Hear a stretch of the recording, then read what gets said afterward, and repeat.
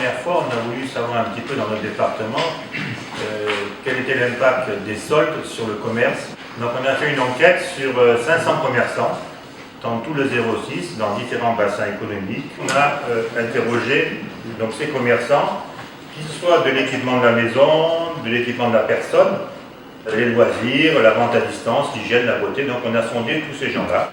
Si on parle de la fréquentation, on a seulement 7% finalement de commerçants qui ont été interrogés qui estiment que la fréquentation a été supérieure à 2013. Sur la satisfaction, on retrouve à peu près les mêmes chiffres, où on peut dire 8% de commerçants se sont satisfaits du chiffre d'affaires par rapport à l'année dernière, et que 92% finalement ont fait des chiffres inférieurs ou égaux. Il faut savoir aussi que dans notre département, nous avons une dérogation de date sur les soldes d'été, pas d'hiver mais d'été.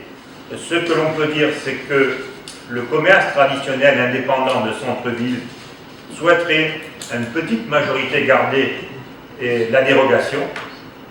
Par contre, vous doutez bien que les centres commerciaux, eux, souhaitent s'étaler sur les dates nationales. Quelques chiffres sur les centres commerciaux. Alors eux, se sont quand même mieux sortis, que ce soit en fréquentation ou que ce soit en chiffre d'affaires. Pas des augmentations à deux chiffres, c'est faux, mais ils ont quand même fait des augmentations de 1 à 2% sur le chiffre d'affaires et aussi sur la fréquentation. Sur le commerce des ventes en ligne, certains commerçants s'en sont un petit peu mieux sortis que d'autres. C'est ceux qui avaient des sites de vente marchande. Ça nous a vraiment interpellés dans le sens où on se dit peut-être qu'avec la chambre de commerce, éventuellement la chambre des métiers d'artisanat aussi, on devrait aider ces commerçants aussi à faire en parallèle, indépendamment de leur point de vente physique, qu'ils aient aussi un site de vente privé qu'on pourrait leur monter aussi, réservé pour eux.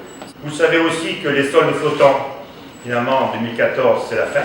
Nous pensons que c'est quand même une bonne chose. Les ventes privées, avant les soldes, continuent toujours et on sait que c'est un chiffre d'affaires important qui se fait.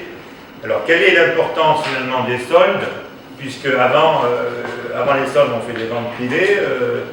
L'impact des soldes est vraiment, on se demande un peu s'il n'est pas un peu plus limité et s'il n'est pas un peu dépassé aussi.